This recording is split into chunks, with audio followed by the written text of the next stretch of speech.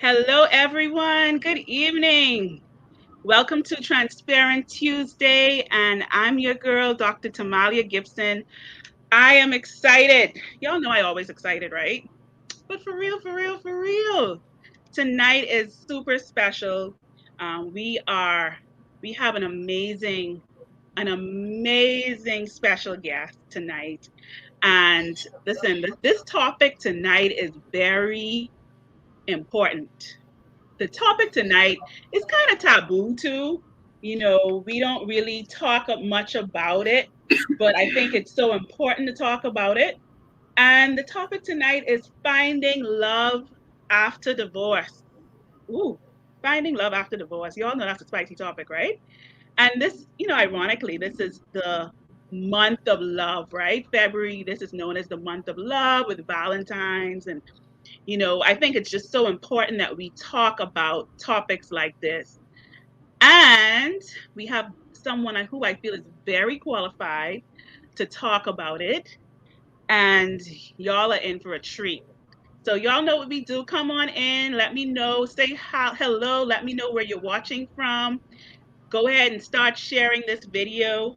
And I'm going to do the same as you all come on in the room and say hello. Let me know where you're watching from so I can do some shout outs, please. We like to do shout outs.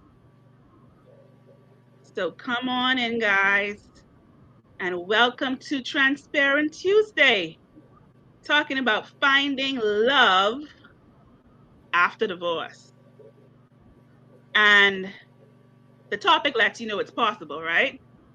It's definitely possible. And our guest tonight is evidence of that you can still love again, you can find love again. And we'll be talking about the healing process, what she went through going through a divorce, especially being someone in the church.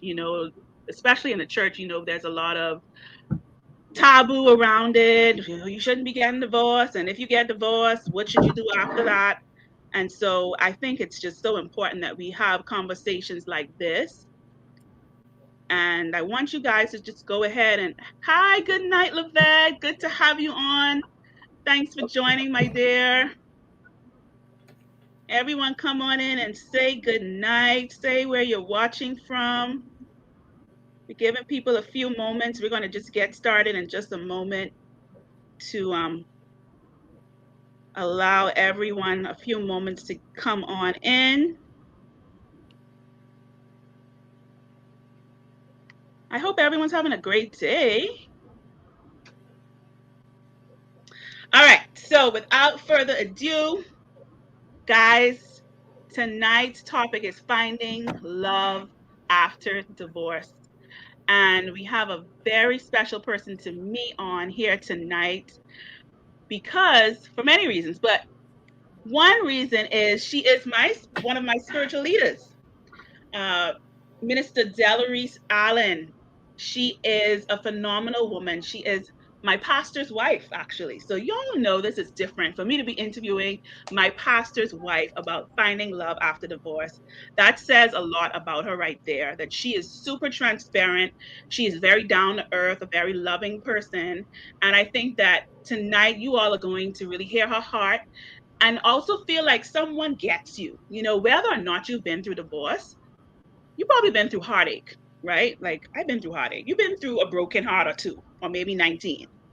But she gives us hope in how we can heal from that and how we can find love again, even after a broken heart. So, without further ado, without further delay, please welcome to Transparent Tuesday, Minister Delarice Allen.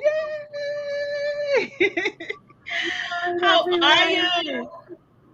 I'm great. I'm fabulous. Thank God for that. And you, how are you, Minister? I'm just so excited. I'm excited to have you here with me tonight. I see Sister Wendy is on. She said good night. Good night, Sister Wendy. Good night, Elder Minley Hanschel. She said, anointed woman of God. That's right. You're so Good right night. about it. Good night, everyone. You are so right about it. And listen, I have some juicy questions for you, and I just can't wait to ask them. So let's delve right in, y'all, because y'all know y'all want all the scoop. So let's just start generic right now. If you could just tell us about your love story. Whew, wasn't expected, wasn't planning for it, did not see it.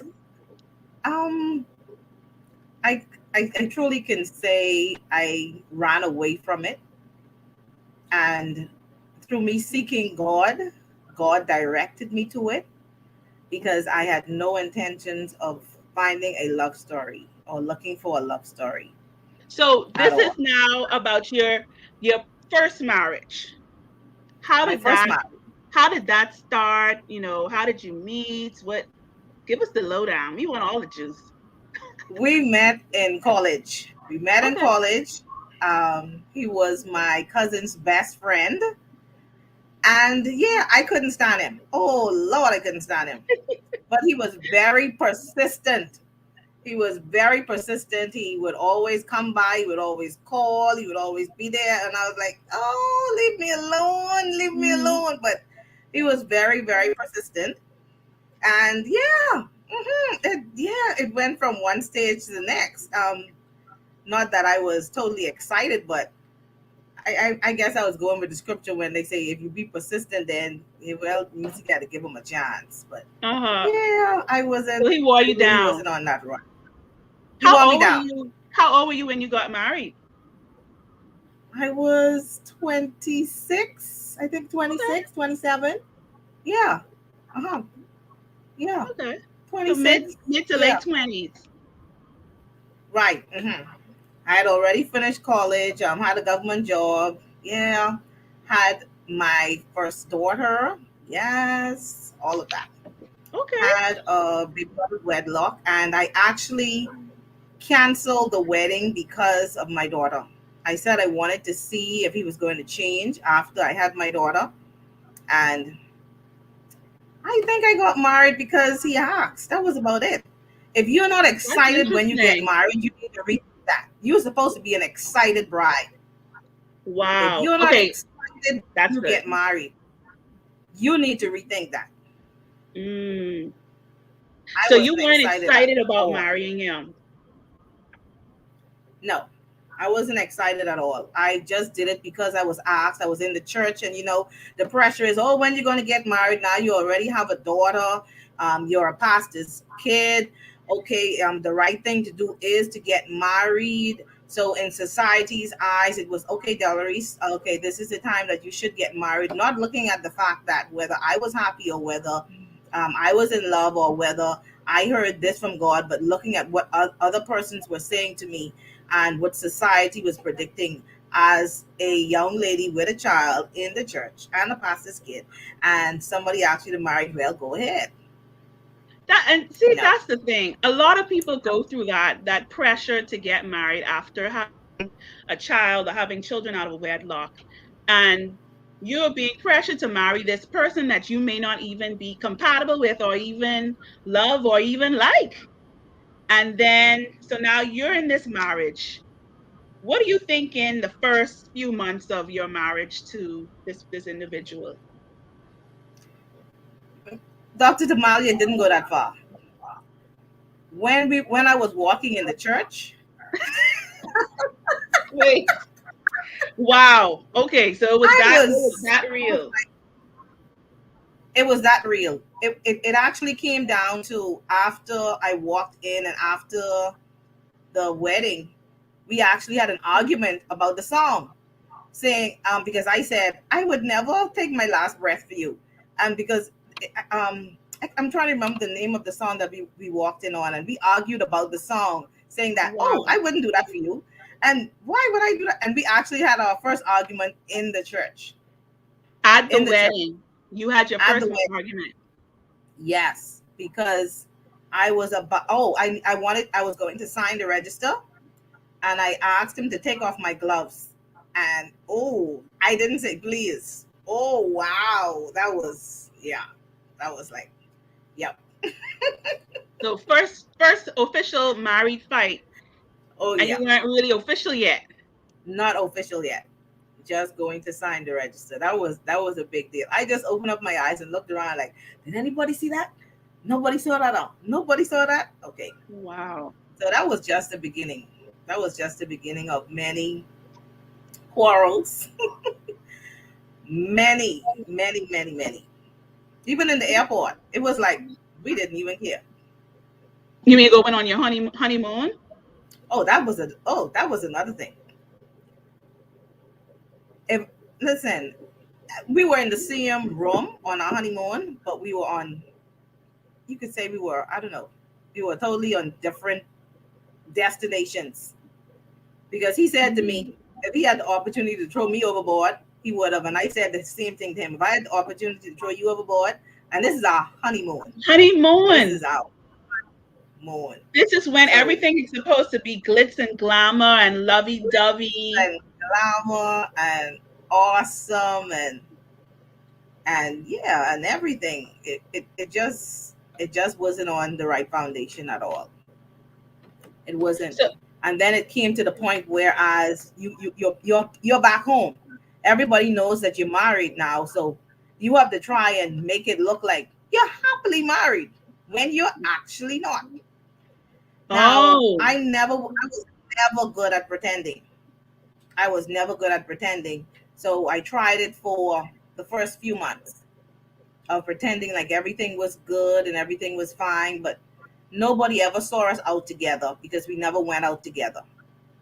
you never went out Far as together. You church, never did dates. no. After we were married, no, no, nothing together, You never went to the same nothing together. church. No, no. And you're a We PK. went to the, yeah, yes. I actually left my church to go to his church, but he wasn't a regular attender, and then it wasn't. I wasn't used to the, um, yeah, I wasn't used to the worship. So Okay. I was sort of out of place. I'm used to saying amen. Uh-huh. Hallelujah. And I remember one Sunday I did that and everyone in the church turned around and looked at me. So I just started looking in my bag like, I It was know say good for you. that. So Wow. I tried to I tried to transition, but the transition did not work to attend work for me to go to his church. So then I resorted right back to going to my church and yeah, tried to live the pretend happily married life, but I wasn't doing a good job at it. Not at all. I wasn't. So let me just pause for a moment and give some shout outs because some people are shouting you out. And Luanda Boodle said good night. Good night. Good to have you. Good to have you, Francis Noel. And Sister Iris DeVoe, good night. So good to have you on the live. Linda Wright Patrick said awesome and good night. And Cheryl Johnson, Wilmore is watching. Neil Miller said, Hi. wow, because you came out the gate with a lot of this is some serious information. And she said, great sharing, Delarice. Frances said, I really appreciate her realness. And you are being real. This is what this show is all about. You are being so transparent. And I see people are throwing up some hearts. Guys, keep on throwing up some hearts to let Minister Allen know that this is helpful information. You appreciate her sharing. Go ahead, let me see those hearts go up. Click hearts. Go ahead and share this video. Share this in your groups. Share this on your page. Because the truth of the matter is, there are a lot of people going through what she is going through right now, and they feel trapped. They feel lost. They feel unheard, like no one understands what they're going through. And just being able to hear this conversation from a pastor's wife to be so real, it's going to help people. And so I need everyone to share this video. I see the likes going up. Go ahead, throw her some hearts. Okay. Aisha Triumph Claire is on. She said, great conversation. And it's so good to have you on. And if you missed her session last week, you need to go back and watch it. It was powerful. So let's get back to your Yes. story, Minister Allen, because this is interesting. I'm just hearing this all for the first time.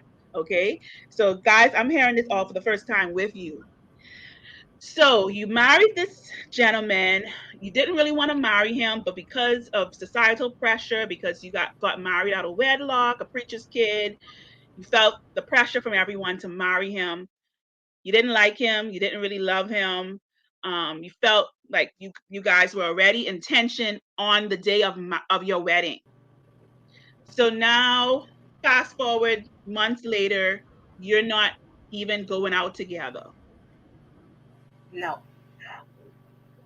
the it was real, and the thing about it is because when persons get married, you want to put on the facade as if everything is okay. I've literally lived for 9 years. It was 9 years. I think only 3 years we were actually living in the same dwelling place. When I was 3 months pregnant with my second daughter, he asked me to leave. And I remember Wow. on many occasions I would have left, but for some reason, God always sent me back. And I remember going to one of my aunt's house, and my cousin would sneak me in at night so I can sleep, and then I would always go back, and I would always look for him to say whether he's looking for me or he wonder where I slept or nothing. It was nothing. It was just He okay. didn't If we show the had a fight, concern. no. The last major fight we actually had, I slept in a hotel for 1 week. And when I saw how that was running up my credit card, I was like, okay, Delarice, you need to, you can't be doing this. This won't work. This will not work. It's so many things that women do to try and hide, to make it seem as if everything is right. But what you're literally doing is crushing yourself inwardly, and you're going through so much pain. I remember going to church one Sunday, and if a mosquito bit me, I would have just broken down crying. That's how Wow. hurt I felt. I just couldn't take it. And I remember one of the ladies coming to me, she just hugged me. She just was, hi, Deli. And she just came and hugged me because I was walking in church. And I literally just broke down crying. She couldn't understand why, if she came over to me smiling and just came to greet me, why I broke down crying. But that's how bad I was hurting. And that hug just melted some of the hurt and the pain away. And I just could cry. I was just bawling because it was like nobody was trying to help. Nobody said anything. They knew my marriage was crashing. They knew I was going through, but nobody said, okay, I went through this, let me assist you, or okay, Deli, I'm going to be praying for you. Nobody said nothing. And So that you're is telling me that the people who pressured you to get married after your marriage was falling apart, they weren't there for you. no, Wow. not at all. I Not at hope y'all all. hearing this. Not at Single all. people, No. I hope you're Uh-uh. hearing this.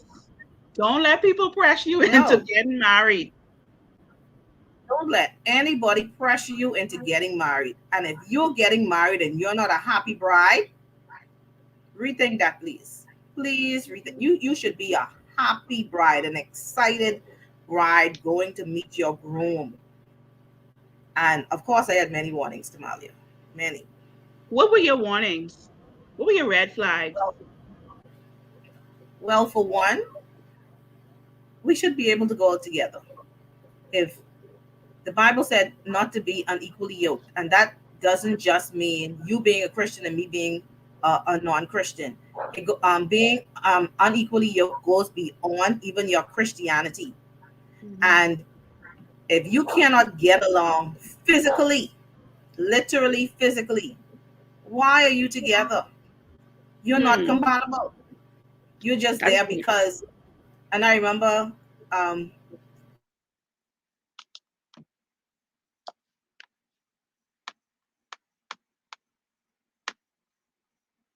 my ex saying to me one time, "Oh, we had a bet," and I was like, "You," because, like I said, he and my best friend were friends, and my cousin told him that, "Oh, she's a hard one. You can't get her."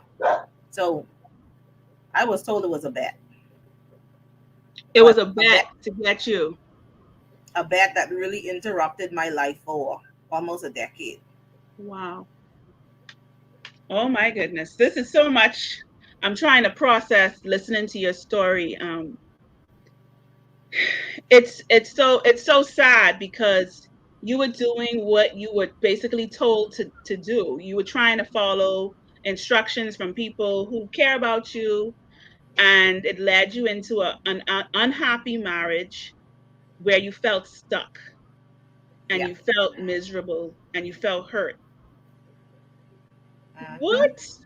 What was your final straw that let you like, okay, listen, I need to get out of this because I'm losing me, or what was your final straw? That's a good question. Like I said, every time I would leave, for some reason, God would always direct me to go back. Right. Not until I was able to respect Him, still show Him love, still show Him respect as a wife, Mm. was when God actually took me out of my marriage, because I said to God, if I'm a Christian and I'm praying, I said, you're going to fix this. I said, there is nothing that you cannot fix. But I remember God saying to me so clearly, I never blessed it. What is He Wow. going to fix that He never blessed? Wow. And I remember he called me and he said, I want you to go and get the divorce, because, like I said, he told me to leave after I was 3 months pregnant. So I built up the nerve and I actually went back to my father, and he was a bit upset because I never told him what was going on. So he And didn't know you weren't happy in your marriage? Your dad didn't know? I never said What? it. I went through it for years, but I never, no. I didn't want my dad to have that burden. No, I never So shared. you really literally hid this from the world. You were in this broken marriage for years, almost a decade, and people didn't know that you weren't happy. Except for my closest relatives and one or two friends. But when I really decided to move out of the home, even after I was told to leave, was when one of our prayer warriors came to me and she said, Deli, I want to pray with you. But she knew what was happening. And she asked if she could come to the house. And she came to the house and she prayed with both of us. And I remember he had cooked that night and he shared some food with her. And she said, well, aren't you going to give Deli any? He said, no. So she said, oh, wow. And he said to me that night, if you want to leave, you can leave. So for me, he said it in front of somebody, and it hurt me. It was devastating. Of But that is course. when I built up the courage to say, I have to come out of here. And he would have said that on a Monday because it was a prayer meeting night. But I decided to leave on a Friday. And when I left, I didn't say anything. I just came home early, took all of the stuff that I bought or belonged to me, and I left. And this is while you were pregnant. Yeah. That's a lot to deal with without dealing with pregnancy and everything, but that's some heavy stuff that you went through. And to know that you couldn't even fully get the support that you needed because people didn't even know on a large scale that you were going through this. I think people knew because of what was being done in the marriage, but nobody actually came to me and said it. Everybody Mm, basically walked around it and never offered any type of support or wow. saying that they were praying for me, or even if somebody went through it to say, well, you know what, let me try and help you through it. And you know what really got me, Dr. Tamalia? I remember something happening in the home, and I literally went to run out the house with no clothes on. And I said, this is not going to cause me to lose my mind. I actually had to brace myself in the door. And I just started to scream because I was like, oh my God, I cannot allow this person to cause me lose my mind. Wow. Even 3 o'clock one night, I remember taking my baby, my first daughter, and going to look for them. And as I was on the highway, I saw them coming down the other side. And I had a stick shift car. So I was speeding in my stick shift with my baby in the front seat. And I said to myself, Delarice, you're going to speed and get in the accident, kill yourself and kill this child. And that person's still going scot-free? This don't make no sense. This don't make no sense. So by the time as I got back home, they were already home. And so I came in with the baby and they asked me where I been. Well, I said not a word. Mm-hmm. Because I said, I'm not going to go through this again. I'm just going to be here. And when the Lord allow me to move, I'm going to move. But it was a lot. And it plays on your mind. It's a psychological time frame that just plays on you. And if you don't get help or if you don't get out, it's hard to set your mind back in order. And that's actually my next question. What emotions came over you whilst going through A, the broken marriage, and then B, going through steps towards a divorce? What feelings did you have? I felt like literally I was an alien. I thought that something was wrong with me. I would always get my hair fixed, get my nails fixed, make sure my makeup is fixed, always stay in shape. And I was like, okay, something is mentally wrong with me, because I don't understand why my husband does not want me or treats me the way he does. I had low self-esteem. I didn't want men to look at me because whatever they were saying, I couldn't see and I couldn't understand what was going on. So it really put me in a low place. Because I couldn't understand why. You felt rejected. Yes, totally rejected, especially from the one who should have been loving me and caring for me the most. And I want you to speak to someone right now who's in that same or similar situation where they feel so low. Their self-esteem is so low because of rejection from a relationship. It may not have even been a marriage, but it might be a significant relationship. What would you say to that person right now? I would say to them, peace of mind is better than any situation you can find yourself in. Many persons don't want to get out of it because they're saying they don't know where to go or they don't have any place to go or they don't feel anybody else would want them. But my dear, there is someone better. Yes. Listen, God said he have for us to prosper and to be in good health. He has for us to prosper.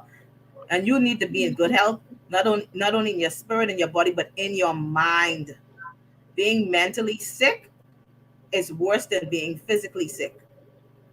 You need to look at yourself in the mirror and declare that you are fearfully and wonderfully made and you deserve the best. And That's right. do not settle for any less. Trust me, do not settle. Do not settle. No. That's an important message for someone I feel right now who is in a relationship where they're settling and they feel like this is all I deserve. I can't get any better. No one will ever love me the way that I should be loved. So let me just stay here. I thought so too. And I was actually told that nobody would want me. What? Anyway, yeah. He said, nobody will want you. Whatever wants you, nobody wants you. And we have to remember, even though persons say negative things to us, it's what we accept.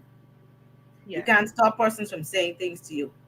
But remember, it's up to you whether you accept it or not. And in that particular instance, I accepted it.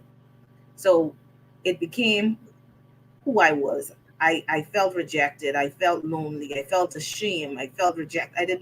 I just didn't want to be seen. It took me in a very dark and lonely place. And then I had to look at myself and say, this is not me. Right. And I had to start rejecting the words that were sent to me. I had to start rejecting it and changing my mindset in order to get out.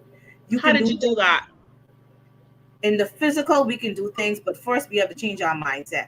If I didn't first change it in my mind, I wouldn't have been able to move anywhere. The person's going to take me out. I could have gone on dates. I could have But in my mind, that is where the first transition had to take place for everything else to free me. Yes. I had to, yeah, grab a hold of myself and bring myself into subjection. Because Let me read some of these. Sorry, go ahead. as much as friends may come and try, or family may come and try and help us, if we don't grab it in our minds, nothing happens. Literally So nothing true. happens. This is some great stuff. Y'all need to come on, throw those hearts up for her, because the information and the transparency that Minister Allen is giving to us tonight, I believe this is transformational. It really is. And let me just read some of your guys' comments. Shanta Clark, good to have you. She said, "My Lord, but God." Nicola Forbes said, "But God." I see a whole string of line of people saying, "Wow." Like people just like, "Wow, this is something else." Your amazing husband, my pastor, is here, Pastor Leonardo Allen. He said, "Good evening, everyone. Great show." He is here supporting his wife. Jolanda Gardner said, "Good night, sisters. Thank God for Transparent Tuesdays. A real conversation for real people." Yes, and that's exactly what this is. We believe in being real. Thank you for joining us. LaShawn Kemp said, "In the Bahamas, this is normal. They say you don't get in married people's business." I think she was relating to the point where, no one really reached out and said anything to you. And Shanta said, "Powerful story." Sister DeVoe said, "So true." LaShawn said, "I agree. With my piece is everything. During my marriage, I felt the same way. I'm now happily divorced." I think that's Ilka McPhee said, "Amen. You deserve the best." Francis said, "Do not settle." Nicole said, "This is healing for many women tonight. Awesome show." And people are saying they're loving the conversation. And Pastor Allen said he's praying for his darling. And he is praying for the show. Thank you so much. He's definitely a man of prayer.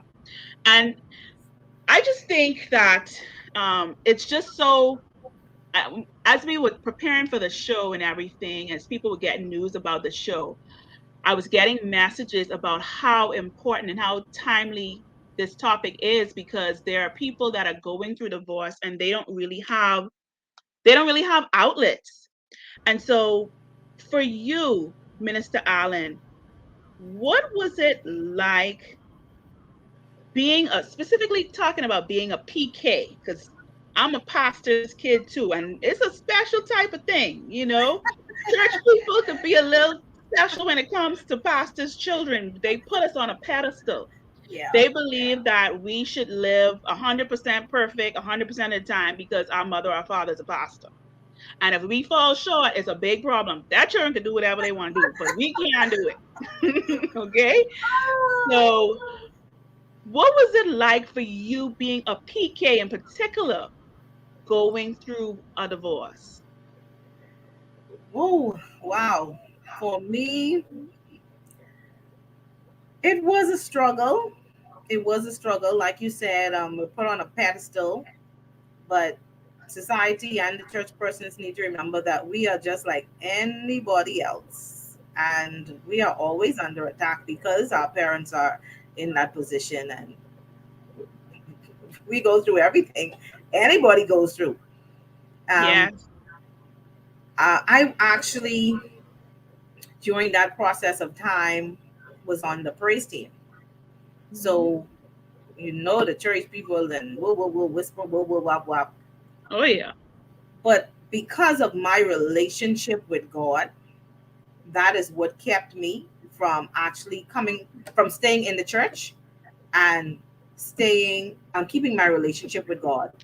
If I didn't have a real relationship with God and really I wasn't forced to become a Christian by my parents or my dad. I wasn't forced. That was something I wanted. And maybe if I was forced, I don't think I would have been a minister today. I wouldn't have been here today being able to share my story, because the church people would have forced me to go in the world. Right. I would have gone, and I would have gone back full time, full fledged. So Like, did they gossip about you? The church oh people gossip about you? yes, oh yes. Not the church people, Oh yes. Oh yes. not the Oh saints. yes, child. Everything from up to down, from in and out. Well, till she was always doing that. Well, these pastors children, and then they won't be up there singing, and then, well, yeah, everything was said. And I remember when I think this was the second child. Yes, this was the second child whilst I was going through divorce. Mm. I remember, but I don't know why I felt so ashamed when I was pregnant, I felt ashamed, I guess, because I was getting a divorce, but I felt ashamed even when I was pregnant the second time, even though I was married.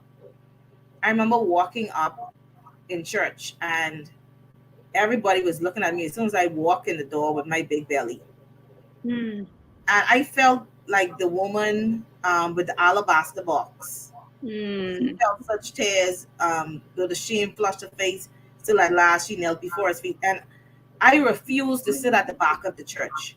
I refused to sit in the middle. I waddled with my big belly straight up to the front. And That's I sat right. on the front row. And I sat down. I said, God, I've already made my peace with you. And if Mm. anybody want to say anything or look at me wrong, that's on them. I said, but I came to worship you and I am going to worship you today.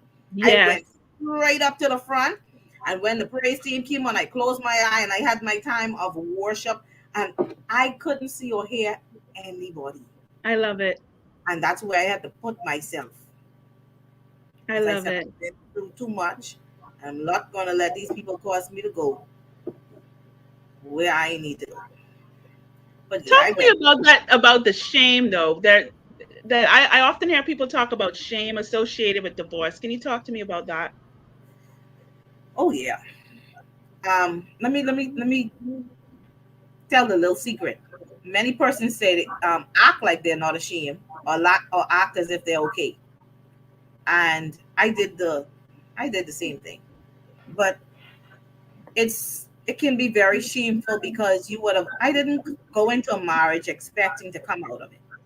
I Hmm. expected my marriage to last and I expected it to be something great. But I learned a lot in that process and I'm grateful for the things that I have learned because it's helped me now in my second marriage. Hmm. But it's a lot of shame, it's a lot of pain, inner pain, and a lot of inner pain. Most of it has to do with forgiveness. Mm. And once you can forgive whoever did you wrong, if somebody did you wrong, that is going to help your healing process. But when you cannot forgive, I don't care where you go, how you move, that is always going to be a big stumbling block in any relationship and any moving forward. Anything, it's a big stumbling block after coming out of divorce. You have to learn how to forgive Say and that. let go of that hurt. You have to learn how to forgive. And So, guess Minister what? Allen, there's someone listening right now and they're like, but you don't know how badly this person did me. You don't know that they beat me to the pulp. They cheat on me with everybody. They did me bad publicly. They embarrassed me. They broke my heart. How can I forgive this person? Talk to me about that. What would you say to that person? It's not even about them. It's about you. Once you can let them go, you're free. Mm. You need to free yourself, no matter what they did to you. Because even after I would have said I was healed, I wasn't healed because I wasn't able to forgive my ex. And when I saw how it was affecting my children,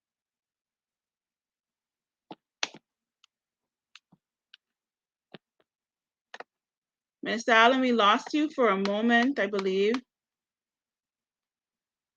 I don't want to miss this.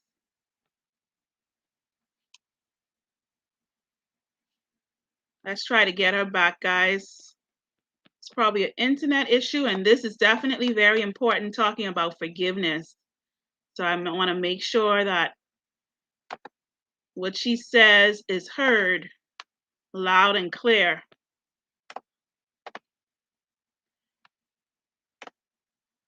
Guys, can you type and let me know if you can hear Minister Allen? Let me know if you can hear on your side. She's freezing up for me, but I don't know if you can hear on your side. All right.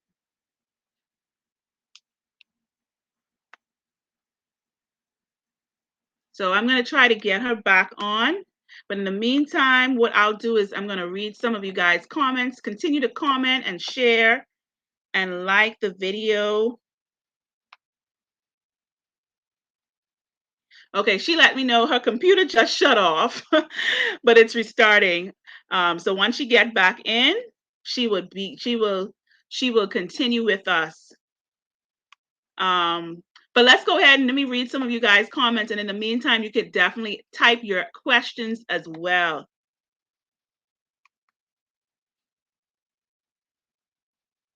All right. So, hi, Sister Forbes, Miss Hilda Forbes from Tasty Teas. She said, just sending a shout out to my cousin Tamalia. Good to have you on here.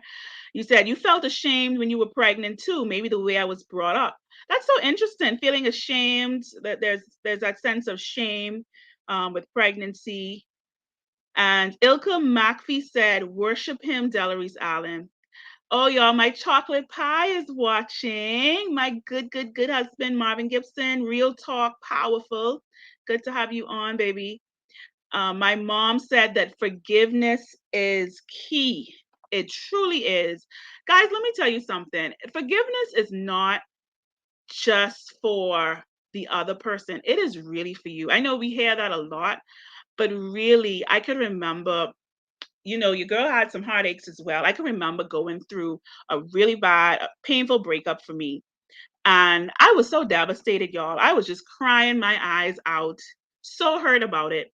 And I can remember I would play this song. Guys, if you want to look this up, I think his name is Kevin LeVar or Lamar. But it's a song that says "A Heart That Forgives." If you guys know the song, please type it in the comments.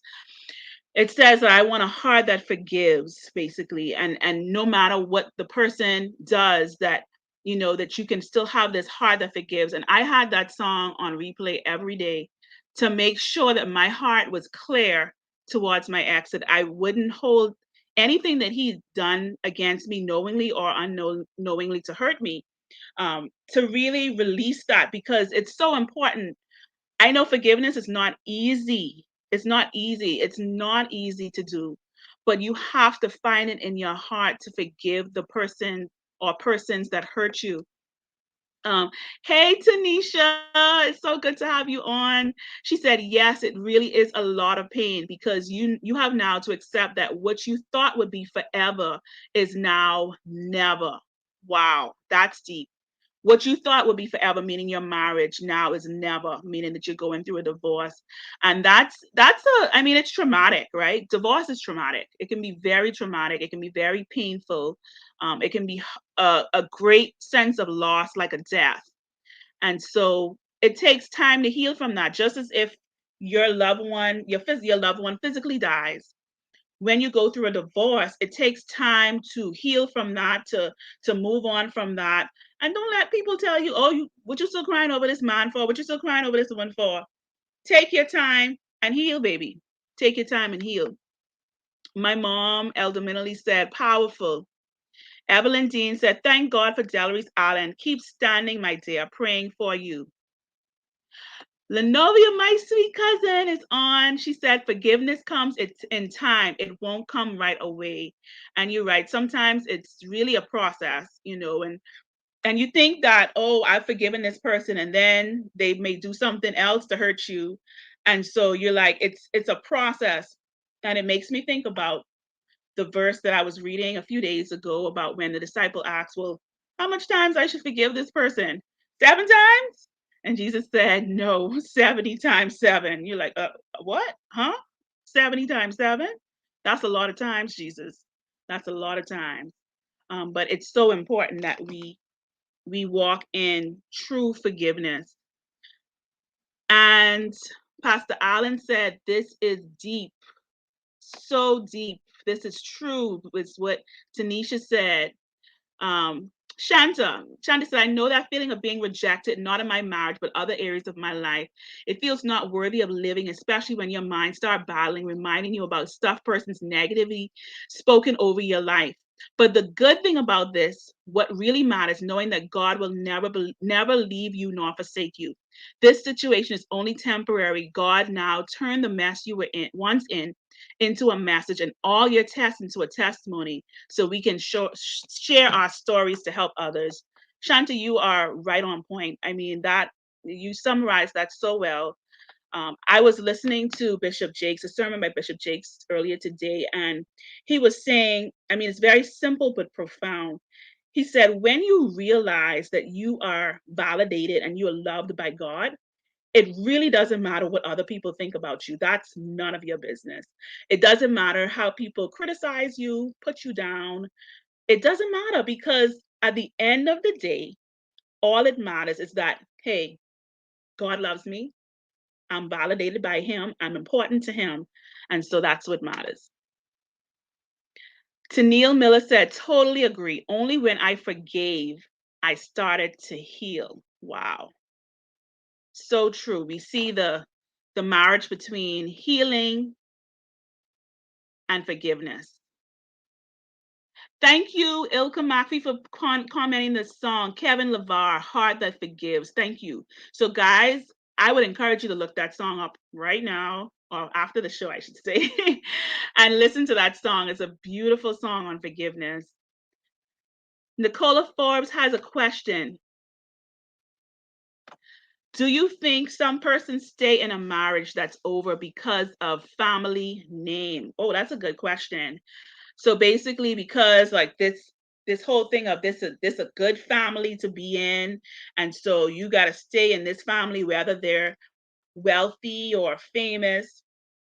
I do think people do that, unfortunately. I do think that people stay in marriages sometimes unhappily because of the family name. Maybe they have a certain level in society and you want to stay attached to that. But my thing is, here's the thing.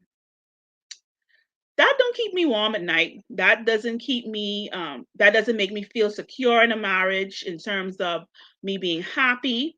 Because at the end of the day, you married to this individual. Yes, the family is part of, you know, contributes to this whole marriage. But at the end of the day, you're married to this person. And if this person is not able to respect you, treat you with dignity, to love you, to be kind to you, and to keep the vows, that's a problem. If this person is being abusive to you, that's a problem. I mean, I rather have someone who nobody know. To tell you the truth, when I met my husband and when I was courting my husband, there were people that said, "Oh, well, why are you marrying him? You're a pastor's kid. You need to be with dating a bishop or a pastor or something like that." He wasn't a pastor then; he is now. But back then, he wasn't a pastor, and people get caught up on titles. Listen to me, y'all don't get caught up on titles, you know. Don't get caught up on titles. Don't get caught up on superficial things, because at the end of the day, you want a good life partner. That's what you want. You want someone who you can rely on. You want someone, if you have to have the worst day of your life, that this person can support you through that. If you have to bury your parents, if you have to bury a child, if you have to lose all of your money, if you have to go through sickness, you have someone who can have your back. Guys, still go ahead and share this video. Share this video. Minister Allen will be back with us soon, and we just chit-chatting it up until she gets back. But y'all can go ahead and keep asking your questions. Tanisha said, yes, Kevin LeVar, A Heart That Forgives is a staple anthem in my life. It's the only way our hearts stay pure. Listen, Tanisha, that song is something else. That song is really, really powerful. Shanta said, love takes time to heal when it hurts so bad. So let go and let God. It pays to forgive.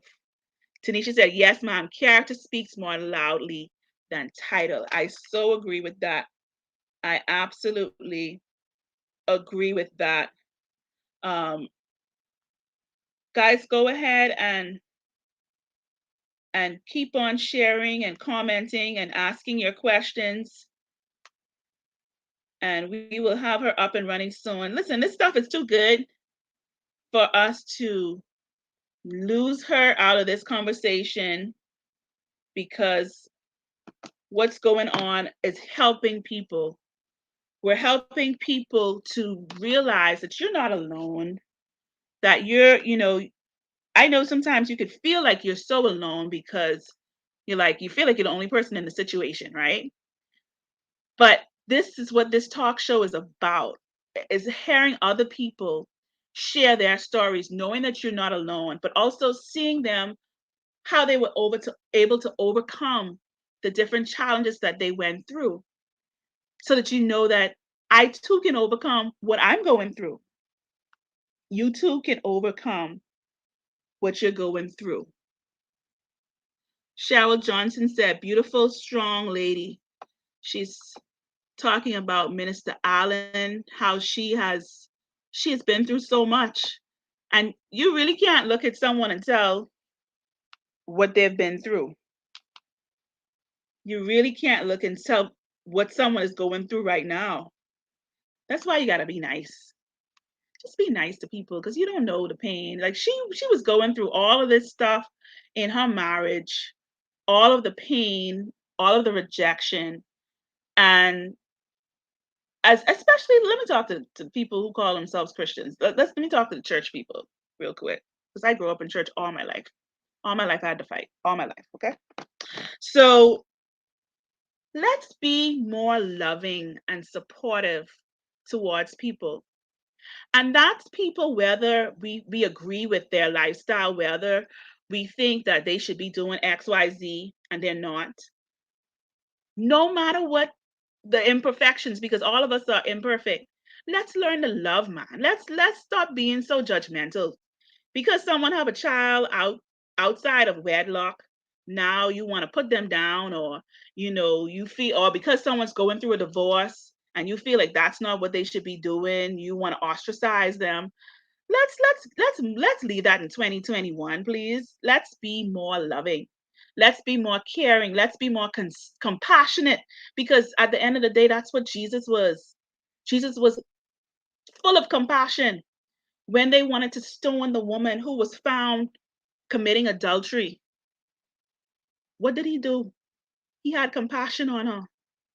And so I think that's so important, especially as we talk about divorce and people going through relationship hurts and pains, because trust me, buddy, one of the things that could really hurt you so bad, worse than probably any physical pain, is that emotional pain. When you love someone so hard, you give them all your little love, you sacrifice for them, and you put yourself on the line for them, and then they break your heart. That ain't nothing to play with. That thing can send people, you know, off a deep end, because it's that painful. And so we need to learn to be more encouraging, more supportive, and more loving. Guys, I want you to go ahead and type some questions in the comments section. I'm still waiting on Minister Allen to get back up and running, but I want you guys to go ahead and leave some comments and questions. I'd love to hear your comments. What are your thoughts on divorce? What are your thoughts on finding love after divorce? Is there anyone open enough to share their story? Have you been divorced? Are you open to love again? Are you like, listen, I'm born with it again. I done. I ain't trying to get married again. I ain't trying to meet nobody. Y'all don't look at me. Don't say hi. What are your thoughts? If you're divorced, can you share with us? Are you open to loving again? Or are you like, I'm done? I'd really love to hear from you guys. Or if you have questions, you can leave your questions as well. But I want to hear what you guys think.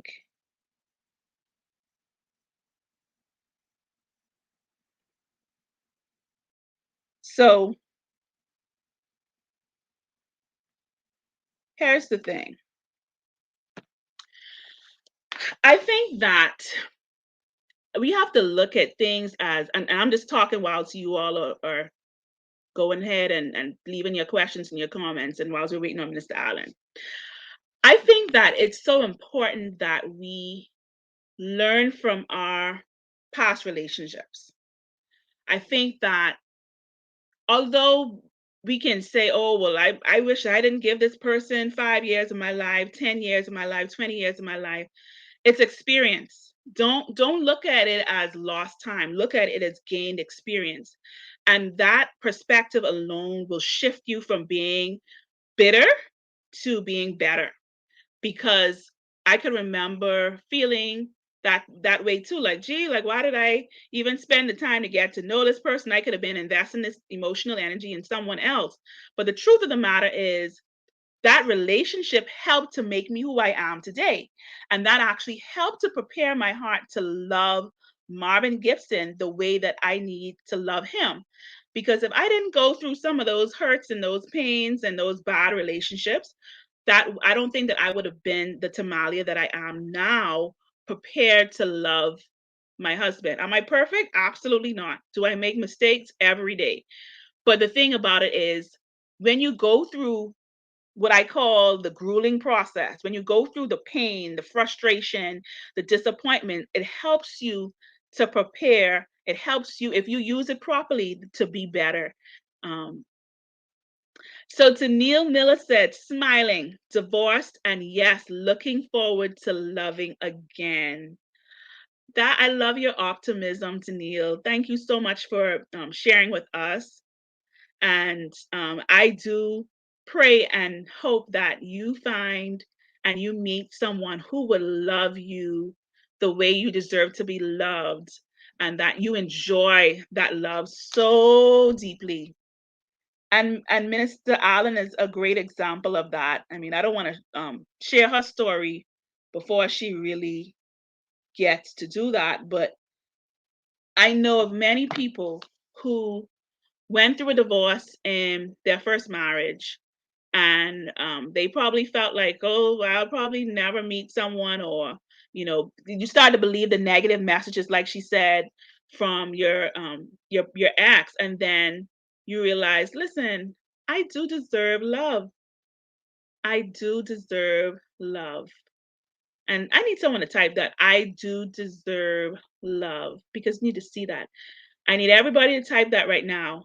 I do deserve love. Be obedient, guys. Type that.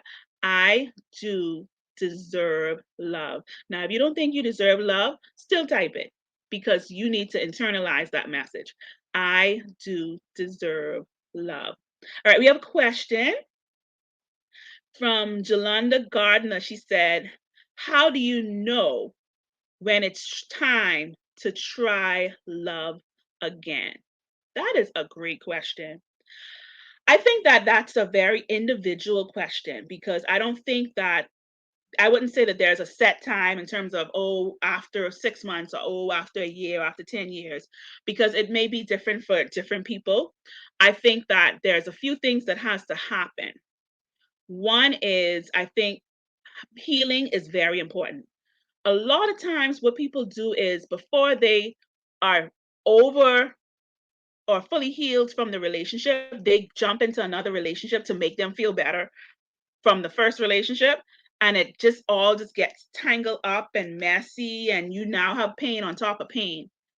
Take time to heal first. Someone type that. Take time to heal first.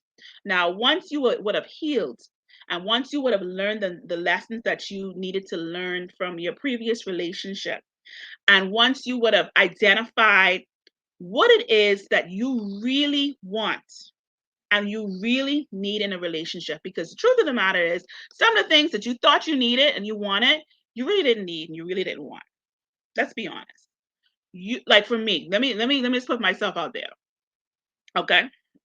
I thought that I would marry someone who I thought I would marry someone who was a singer. Like I just thought, like I just knew that my husband was gonna be able to sing. I just knew it. I was like, yes, for sure, he's gonna sing me up the aisle, all that good stuff. My husband is tone deaf. I love you, baby, but you're tone deaf. He does not sing.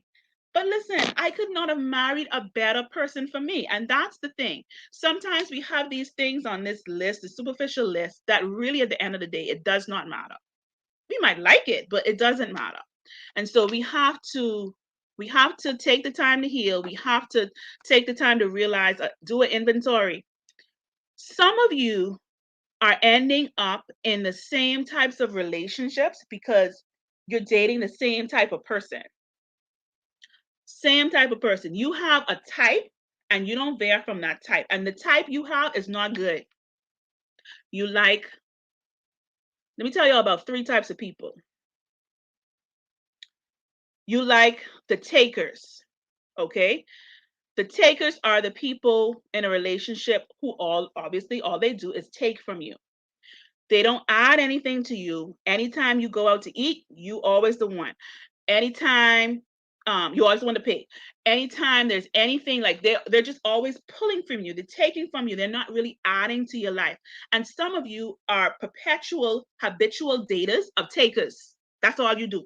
You don't like no man or woman who can add to you because you're looking for a building project. Some of you married takers, and they're comfortable taking from you, and you're just always just feeding into that. You're reinforcing the negative habits. Now, I not plan to say none of this because y'all know I'm supposed to be interviewing Minister Allen. I still waiting on her, but that's the takers. Some of you, all you like are fakers. So you got the takers, the fakers. The fakers are the people who they're just not real. You don't even know the real them. They put on this facade. They put on this, they act like they are this perfect gentleman or this perfect lady, and you fall right into the trap. You don't use your discernment. You just saw what you saw on the outside. You didn't pray about it. You didn't ask no one's opinion. You just know you saw what you saw and you liked it, and you married a whole fake person, or you dating a whole fake person. You don't even know the real person. And then when you realize who the real person is, you're like, oh, how did I get in this? And how do I get out? So the takers, the fakers, and the breakers. These are some dangerous people, y'all. Just like the word says, these are the people who destroy any good thing. You start building a business, they start destroying it. They're like, oh, well, you can't never, this ain't a good time to start a business, or, just always negative, pulling you down, breaking up everything that you try. Every time you try to make one step forward, your significant other is pulling you backward. Breakers. You're dating takers, fakers, and breakers, and wonder why you can't have a happy relationship or marriage. So that's my 5 cents on that. Let me go back up. Y'all, I'm not sure what's going on with Minister Allen. I think maybe it might be an internet issue now because I've not heard from her for a little while. So y'all bear with me. I'm just gabbing it up with y'all. Y'all hanging out with me. Hopefully I ain't boring y'all too much. But this isn't planned. So I'm just going with the flow, guys. Just going with the flow. Okay, so question. The next question. What would you say? This is from Nicola Forbes. What would you say to persons who are married but are living separate for many years? Oh, that's a good question, Ms. Forbes, because a lot of people are doing that. Like, y'all, y'all wouldn't believe how many people are married, but they live like roommates. Like they don't even live in the same room, the same bed. They live on opposite sides of the house. They don't communicate. They don't say good morning, good afternoon. They buy separate groceries. I mean, literally, they live like roommates. And for me, that's not a marriage, man. That's not a marriage. That I can't get with it. Like, if we're gonna be married, we're gonna be teammates. We're gonna be in this together. I don't want to be roommates. So, to answer your question, what would I say to people who are married but living separate for many years, I would say go and get counseling. That would be what my advice would be. Go and get counseling and determine what is it that you want to do. Are you going to live the roommate's life the rest of your life, or are you going to work on this marriage and decide that you are going to invest in it and make it better? Because you can make it better even after a roommate situation. You can redeem it. I see a string of people saying, I do deserve love, and I love seeing it. I love seeing it. Take time to heal. Yes, I do deserve love. LaShawn said, I'm divorced. Open to love again. Interesting thing is, my church people say you don't need a mate. Focus on your kids.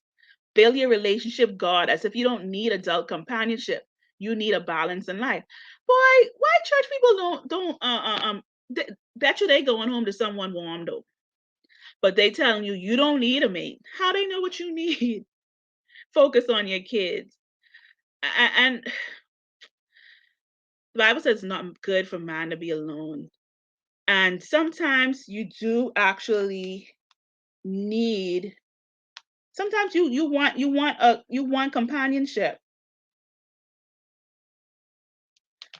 Sorry, I'm messaging with Minister Allen, and she's having some issues, but I'm hoping that she can get back on and join us. And y'all hang in there. Keep on sharing the video, please, and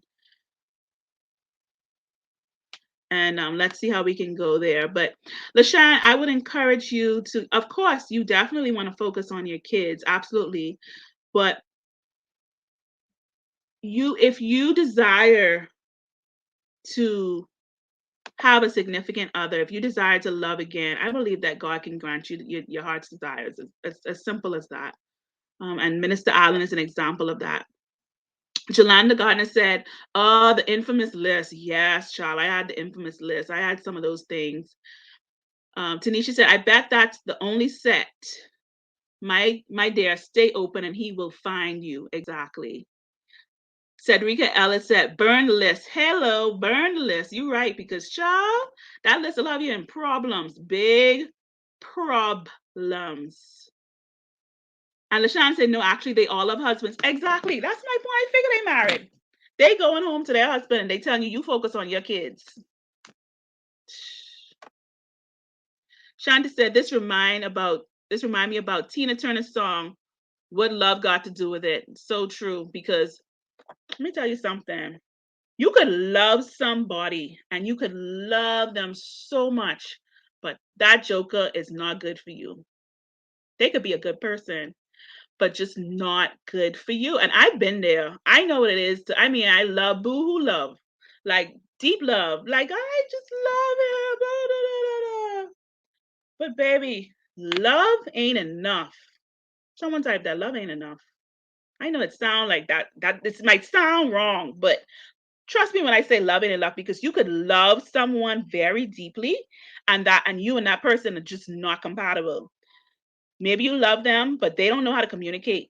And so because of their lack of communication, that's like a no, like it just can't work because they can't communicate or they don't know how to be faithful to you. You love them, but they don't know what it is to be faithful to you. Cedrica Ellis said, how soon is too soon after a divorce to start dating again? Oh, that's a really good question.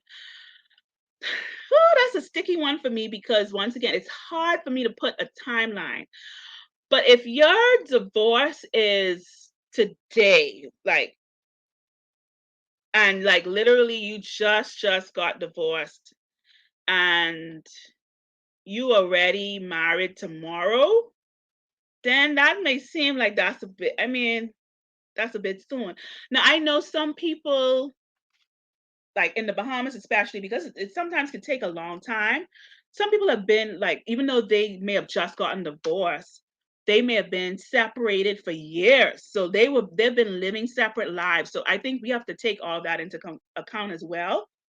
But I think the important thing is to respect, even though you may not be with this person anymore, your ex, respecting them enough that you don't want to I mean, even if you move on with your life, but I mean, you don't want to do it like 2 seconds later.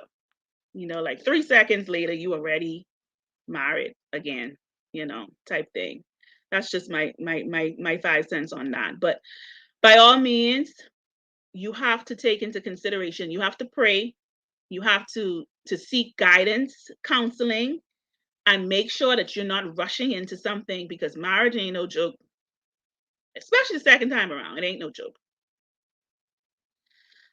Tanisha said, that's your journey and process. I would say once you have learned the lessons and heal, and you know what it is you desire and do not desire, then you can open yourself again. You just have to be aware and honest in your process. Don't compare it to anyone else's. That is so true. That last part you said, Tanisha, about not comparing it to anyone else's process, because that's like how they say comparison is a thief of joy. It really is, because let's just talk about social media, right? Social media. You see people posting now. Y'all will see this in the next days for Valentine's Day. Get ready. Get Ricka ready. Okay? Because everybody gonna be posting what their boo gave them. Okay? And then you sitting there like, well, first of all, my boo ain't give me nothing. So let's start there. Secondly, I don't have a boo to give me anything. So let's start there too. So now you're feeling unhappy because you're like, all these other people getting gifts and I'm not getting anything. And what does that mean for me? Am I not loved? Am I not important? Boo, don't believe the hype. Let me tell you something. You heard what Minister Allen said earlier. She said that people didn't even really fully know how unhappy she was in her marriage. People will act like they're happy in their marriage and they won't be. People will act like they have it all together in their relationship and they don't. And here you are comparing yourself to that, making yourself sick, making yourself anxious and unhappy and feeling like you're not loved and you're not important because you didn't get flowers. Child, please. I've gotten flowers and I've gotten flowers and flowers and flowers on Valentine's Day and not been in a relationship. And I've gotten nothing and been in a relationship. I mean, you could put that where you want to put it, but it doesn't, like, gifts are nice, but what I'm saying is don't define the success of your relationship by Valentine's Day. And Minister Allen is back. Yay! Let's add her back. Yay!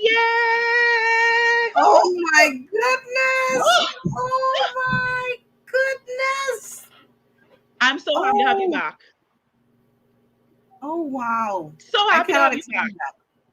I cannot explain that. Listen, I was talking these people ear off. They probably like, where is she? Like, this woman talking my ear off. Please bring Minister Allen back. Talking oh my goodness. Okay. Oh. Well, welcome back. And I want to get right back into your story because it's so good. And people want to hear the story. And thank you for persisting and coming back to us. Thank you for not quitting. And thank you for coming back.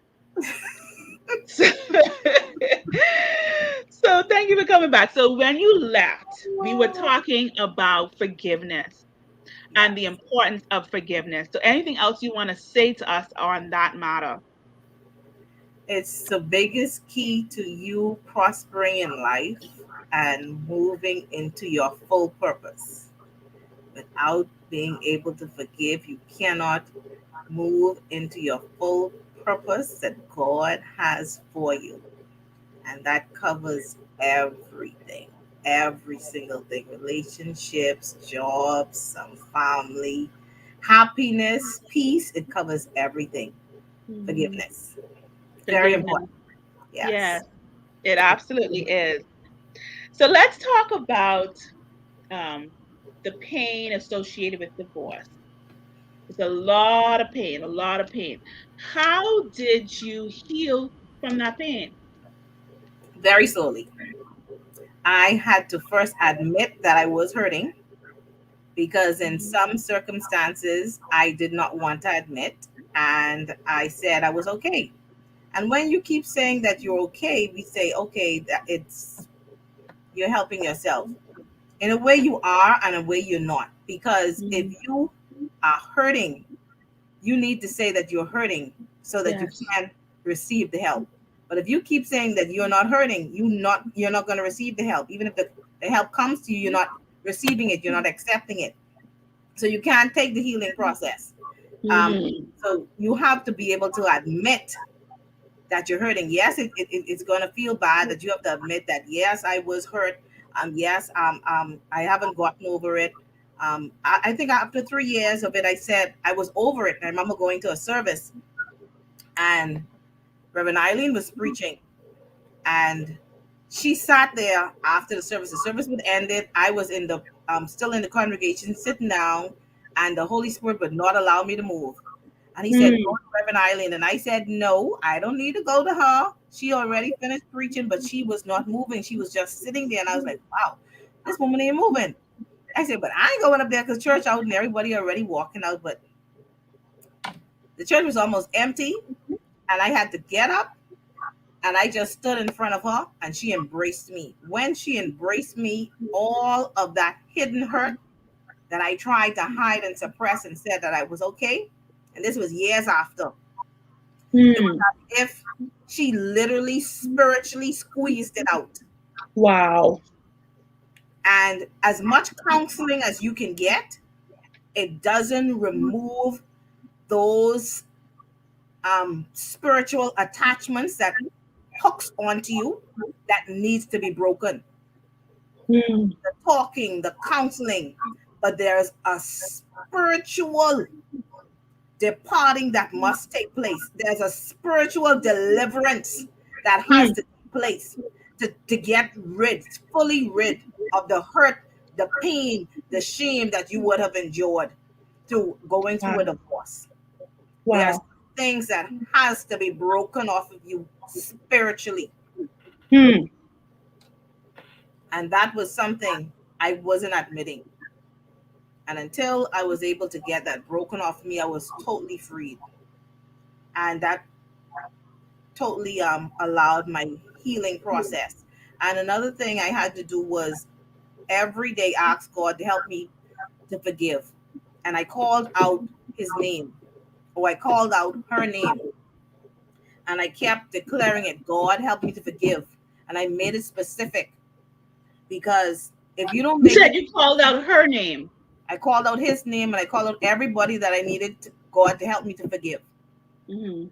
Yeah, I called out the names, Yeah. because yeah, those things would transpire, and then yeah, yeah, So are you alluding to infidelity? yes, hmm Okay. So your husband was also unfaithful to you. yes, Oh my goodness. So this is a whole other layer now that we didn't even delve into, because it's so common, especially in our society. It's common, it's normalized, it's not really talked about. We call it in the Bahamas, we call it sweethearting, which yeah, is basically adultery. hmm And going through that is very painful. It's yeah. extremely painful. A lot of men and women suffer in silence. What was that like for you going through that? Listen, that was a, I would call it a train wreck, because you're now trying to make yourself parallel to somebody else, or you're looking at yourself as being insufficient. Mhm. You're questioning yourself. It's literally a train wreck, because Yeah. you even come to where you now competing. Mm. Competing, no, and that puts you in another position. Yeah. You it's more or less like a train wreck. I would Yeah. sum it up to being a basic train wreck. So now you had to move to a place of not only forgiving your ex-husband, but also forgiving the woman that he cheated on you with. I So w- you're dealing. I wouldn't say though. I wouldn't say woman. Yeah, it's compounded. It's compounded. But yeah, that process of healing wasn't just for one person. Mm, And it also compounded itself by looking at the persons that literally surround you, and they say they care about you and they say that they're your friends, but when you are actually in that vulnerable position where you're actually broken and need hurt, and you have church people around you or persons who know about God and nobody lending a hand to help you, that's also another aspect that you're looking at, because you're like, you were supposed to help me but you didn't even yeah. help me, like, and some persons look like, well, how was I supposed to help? And I think you mentioned that somebody said, you don't get involved in marriage problems, you don't get involved in stuff Mm, like that. But if we're people of God and we're supposed to be helping each other, if somebody, okay, not everybody asks for help. Some persons just silently cry out for help because they don't mhm. know who to go to or who to Right. speak to, because they don't want their business out in the street. But in some events, God allows persons to go through some things just to help somebody else. And some Yes. persons are just silent and would not, and just refuse to help other people that God has asked them to help. And you know, that lady helped me because she just hugged me. She didn't say anything to me, but she was just Mm. being obedient, and God telling her to just go and hug her. Just hug her. And what that did for me was that helped me to break some of the hurt that was I was carrying, and I was able to shed it and go home a little bit lighter. But some simple things God asks us to do, but we refuse to do it. Mm. So something that would seem so small that literally shifted your entire life. Yeah, Reverend Eileen being obedient and coming and giving you a hug in a yeah, time when you really needed it, 3 years post your divorce, and carrying the pain from that. That yeah. shifted you. That shifted me. And the other lady that when I went to church who just came and hugged me when she was greeting me, that simple hug, Hmm. it was simple. Nothing, it was just simple, but it literally shifted me and braked a lot of ice off of me, a lot of things that I need broken because So, of Minister Allen, I have to ask you something that I asked people whilst we were waiting on you to come back. Did you ever feel like you would get married again? no. Capital N O. How come? No way. Never. Didn't want to get married. Didn't want a relationship. I couldn't stand men to look at me. I got angry. I was bitter. And if a Uh-huh. man approached me, I would literally chop his head off with my words. I, no, no. I wasn't interested. I did not want to be interested. I didn't want anybody to say anything to me. I literally got angry when I saw men looking at me. Oh, I was in a Wow. bad position. Uh-huh. I was in a bad position. Really hurt. Yes, I was really hurt. So now I have to understand how my pastor did this, because if you were as rough as you said Oh you yeah. were, Mm. how did my pastor get you? Let me hear this story. Child, this story long. I think we can. We gotta give the Cliff Notes version. Let me try and sum it up. Uh-huh. First of all, um, I was never interested in him. Mm-hmm. We worked on the defense force together for. He was there for 10 years. I was there for 14 years, and we met over Facebook. He needed help with getting something to his daughter, Mm-hmm. and because we were co-workers, he reached out to me, and I assisted him with getting it to his daughter. And now and again, we may have a conversation now and again, but it was nothing like that because, like I said, I wasn't interested.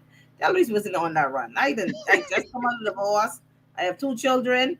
I have God on my mind. I need to take care of my kids. I am bitter. I am broken. I am hurting, and I don't Mm-hmm. want no man. None. No man, don't mess with me. Don't mess with me. No sir. Mm-mm. Clean cut. Clean. And I remember God giving me a message for him, and I gave him the message. Hmm. And after I delivered what God had given to me, I came right out of the spirit and I rawed him out. Oh, God forgive me. I told him, I said, brother, I don't want you. I don't want you to ever look at me. I don't want you to think of me just because I talking to you. I just want you to get this clear in your head. I come right out of the spirit and I talk and That's I what you told the row. pastor? Oh, yes. Oh, I row the man of God right out. Lord. I come My right out of the goodness. spirit and gone in the flesh. Oh my God. I gone right in the flesh. You weren't having it. I wasn't having it. So how did he react to that? Because most men that would catch them off guard and they pull away. Well, I know what was wrong with him. He he knew we didn't have much interaction. So what I would have said to him, um, only the Holy Spirit revealed that to me. And he just stood there and he just looked. Mm. And after that, we started talking a little bit more, just friends. And I Mm. remember going to, oh God, it was something we used to have on the fort. Oh, anyway, it was something we used to have on the fort, Mm. gospel rally or something. And he said he wanted to go. So I took him with me, my sister and my daughters. And for the life of me, all night I was trying to duck this man. And I could not duck him. So I said to him, I said, I'm going closer to the stage, meaning you stay here. Don't move. Don't follow me. Don't follow me. I dived through the crowd and went to the stage. When I looked behind me, the man was right there. I was like, Holy Spirit, this ain't right. I ain't feeling this. I ain't feeling this. So it was like and then he would show up some places. And I remember him saying to me one time, he said, I ain't the 1A. And I said, no. You tell him no. Yeah, I said, no. I said, no. And your eye was dry, just like that? Dry. Ooh. Not a drop. Not a drop. Wow. Said, no, you're not. Now, how long did this go on for? Where, kind of like back and forth with him? Man, Jamal, you wouldn't believe how long this was. My daughter said we didn't even date. Wait. So it was a short time? It was, I would think about 6 months. 6 months. 6 months with you rejecting him. You're like, I ain't interested, buddy. Mm-hmm. And he still coming around. Still coming around. And so what was the thing that let your walls down? When the Holy Spirit said to me, this the man. Wow. And those words. I went into a total, when children have a stampede, I was saying no. I ain't the Holy Spirit. That ain't the Holy Spirit. No, you ain't. No. And then he proposed. After how long? That was only about 6-7 months. 6-7 months after y'all were dating, he proposed. It wasn't long. Mm-hmm. I wouldn't even call it dating. You're like, it was something. I don't know. It wasn't long. Yeah, it wasn't long.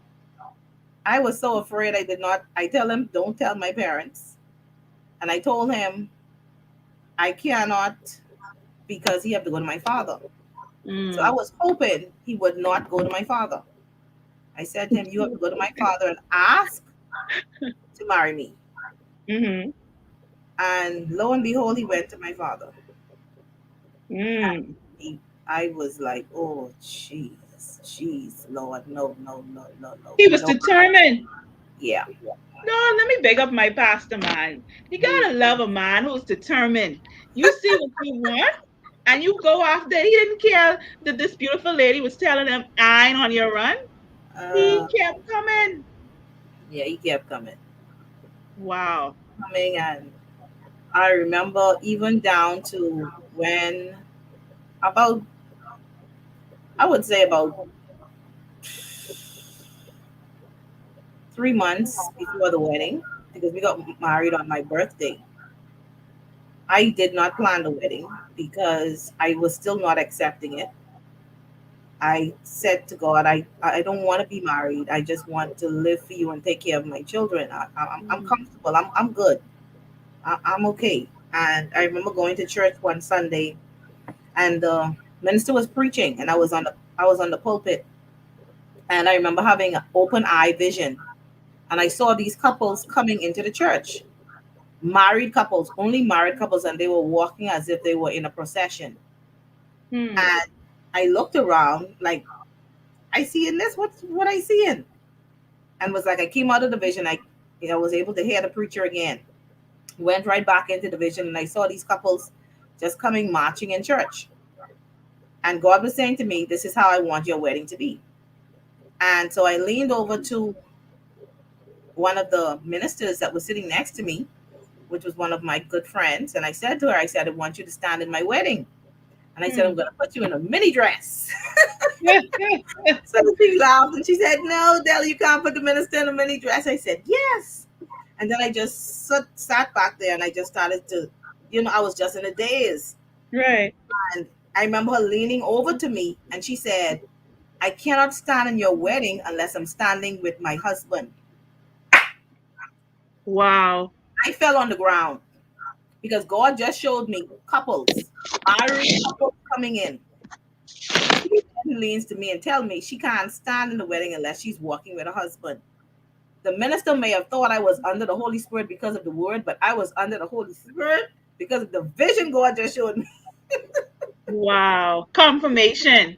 Confirmation. I was on the floor because I refused to plan my wedding because I Mm. wanted to hear from God.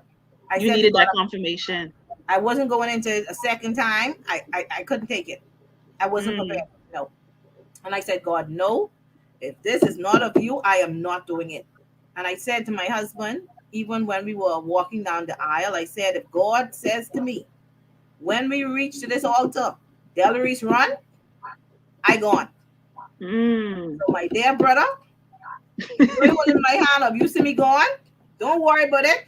God say go. I gone. But he was still calm, as cool as a cucumber. He was still calm. He waited. I think. Oh, I was very late. I was very late. I think I was about 2 or 3 hours late. What? I was 2 or 3 hours late. Yeah. Listen, I went for my wedding. I came in probably early. I think I came in 5 minutes early, so I That's was good. ready. That's Five good. minutes early, I believe I walked down that aisle. That is good. And I warn people, I said, if you ain't there early, you can miss it. Yes, Oh, indeed. that is awesome. But yeah, I Wow. love. I mean, that's a beautiful love story. I really appreciate you sharing that with us and just kind of fast forwarding to where you are now. How long have you been married to Pastor Allen? We have been married for 10 years now. January 13th made us 10 years. We made it to 10 years. And in that 10 years, it was not easy, but I am grateful for the experience I had prior to it. And within that 10 years, we even formed a marriage forum to help married couples in their early age, their early stage of marriage and preparing for marriage, because we knew and understood the importance of persons understanding about marriage before they get into it, and even overcoming the challenges that they would face during marriage. So that is something we are sold out to, and that is a platform we have been led and directed by the Lord to do, and I just love it. I love I it. want you to just take a little more time and talk more about the name of your forum and how people can get connected to it because it's very powerful, y'all. Listen, I went to one of their events. Me and my husband went to one of their events. What was it like? Was it like 2 months now? It was November, yeah, about 2 months. November, It was so good, November. y'all. We had such a great time. We couldn't stop talking about it. I mean, it was so much fun, like to see married couples just having fun and Yeah. laughing. We had a lot of games. The food was great. The music. I mean, it was literally so much fun.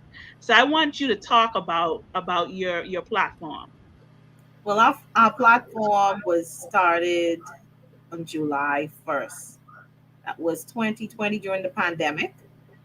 And I remember my husband asking me to do it, and I was like, oh, I don't think we're ready for this yet. I don't think we're ready. But I eventually, of course, agreed and we started it. And we opened the platform to all married couples and for persons preparing for marriage. because we wanted them to understand the importance of marriage. And because we have too many persons going into marriage in the following year or the following month, the marriage is broken, or they Mhm. go through difficulties and they don't understand how to deal with them because nobody is talking about marriage or helping them because marriage is taboo. You don't get in people's business, per se. But we wanted them to fully understand what to expect in marriage. Mhm. And then the platform also talks about everything you could think about that you deal with in marriage: finance, relationship, blended family, understanding each other, making your house a home, not comparing your marriage with other persons. Everything that persons who cannot have children, it not only hurts the woman, but it hurts the man. Every topic we can think about, or every topic that persons would suggest to us, we present, because all of these help to be either hold the marriage together or split it apart. And Mhm. we have our forum on Facebook. We usually do it on Zoom, but we also do it on Facebook Live. We still allow persons, of course, to come into the Zoom room because some persons would like to share their questions secretly or privately, as opposed to coming on Facebook. And we also do counseling for married couples and persons preparing. But yeah, we make sure everything is covered relationship wise, and you understanding that covenant that you are going to go into with God and that person that you would agree to marry. But it's a very important thing, and once we can get our families together in Mhm. this nation, we would see such a big difference. And marriages, after going through my divorce, listen, I marriage is, oh my goodness, it is such a beautiful thing. Yeah, But it is. if you enter into it with the wrong person, it's like hell on earth. Yeah. And I know what it is to be married, but to be single, and that is heartbreaking, Yeah. very heartbreaking, and a lot of mental issues associated with it. And I think I'm so passionate about the speaking to ladies with divorce, because I see how I accepted my divorce, but you have a lot of ladies who never accepted it because they didn't accept that the husband didn't want it, or some in some cases you have some husbands who didn't agree for their wife to leave, and a lot Mhm. of persons are not able to move on because they're not accepting their divorce. They're not accepting what happened. Yeah. Yeah. And I just want to thank you for for starting holding it together, marriage forum, you and Pastor Allen, because it's helping so many people, it's helping so many marriages. And I tagged the page, guys, it's in the comment section of this live, so you can go ahead and click that, follow their page, stay connected. They really post great content to help you build your marriage. They have amazing events. I think you even have an event for singles coming up as well, right? Yes, we have an event for singles, and we're having a fashion show included in, I mean, sorry, not a fashion show, but a bridal show included in that singles event. Yes, that's coming up on the 26th of March. And we have tickets on Awesome. sale. So persons can Awesome. reach out to me. Yes. So so you have been amazing, and I am so grateful that you shared your story with us. It was so enlightening, so encouraging. But I want you to leave some closing words with us, particularly for persons who have been through a divorce or who are going through a divorce or who are contemplating going through a divorce. What would you say to them in closing? I would say that no matter what you go through, remember God has a plan for you. Let me say that again. No matter what you go through, remember God has a plan for you. And one of my favorite scriptures is Romans 8 and 28. For we know that all things work together for good to them that love the Lord and are called according to his purpose.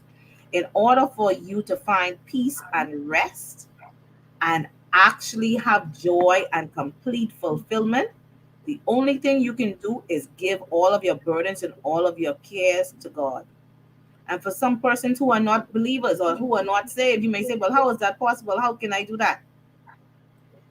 You can only have peace of mind if you let it go. Mm. There's a Disney song that says "Let It Go." I know I always tell my daughters, I say, sing the song, let it go. Yes. You have to be able to let it go. Don't hold on to things that keep you burdened, that keep you heavy. You have to live the life for you. Enjoy your life whilst you can. You only have one life. If they Yes. don't want to be with you, let them go. Ah, You do you. Love yourself. Know that you are the best and you deserve the best. yes. Know that you are. Great words of wisdom and encouragement. Thank you so much, Minister Allen. It's been a joy hanging out with you, chatting with you, and getting to know you better, getting to know your story better. And I really appreciate your transparency. It's so refreshing, it's so helpful. It lets people know that we can have hope and that although the process was painful, look at what you've come to now be in a beautiful marriage where you are actually helping other married couples now. Like it just completely turned around. And I just love how God takes our ashes and gives us beauty for it. And so you are amazing. Thank you so much for being here with us on Transparent Thank you. Thank you for having me. Tuesday. And listen, Minister Allen, we have let me tell you about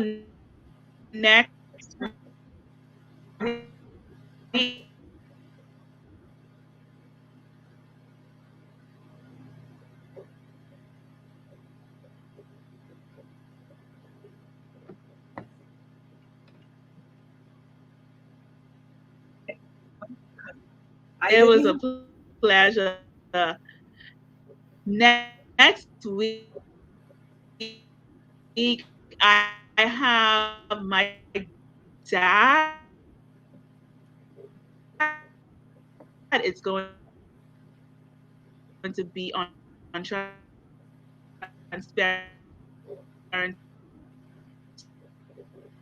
Tuesday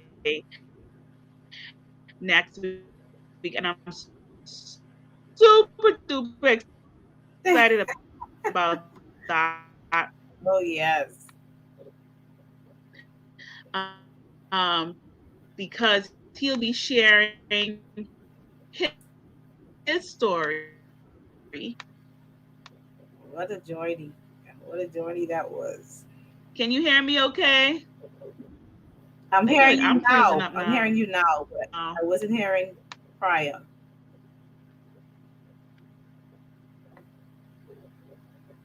So my dad will be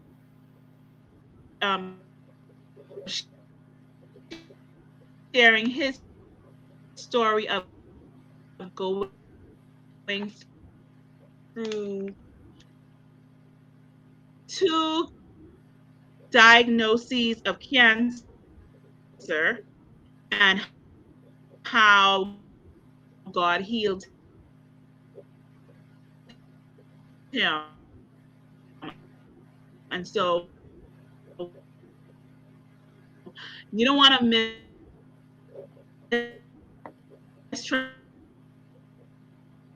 Transparent Tuesday. You don't want to miss Transparent Tuesday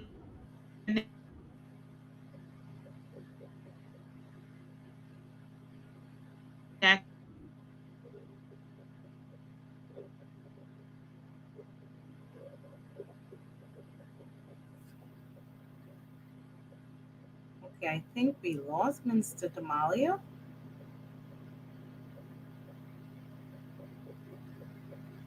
But it was indeed a pleasure being on Transparent Tuesday. And like Minister Tamali was saying, please tune in on next Tuesday as she'll be interviewing her dad, Bishop Walter Hanchel, on his journey of recovering from two major surgeries of cancer. You can truly say that he is a walking miracle, and God is indeed faithful and true to his word. So thank you, everyone. And I pray that you all have a blessed and wonderful, wonderful, wonderful night. Love you all and God bless.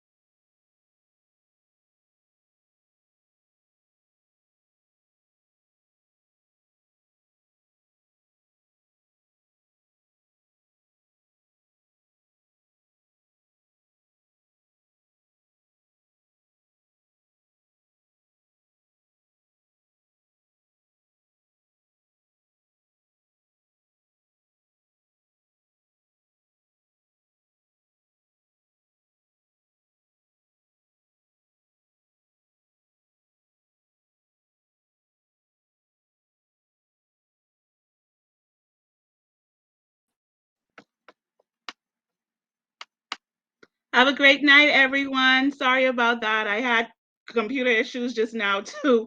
For those of you that are still here hanging out with us, thank you so much.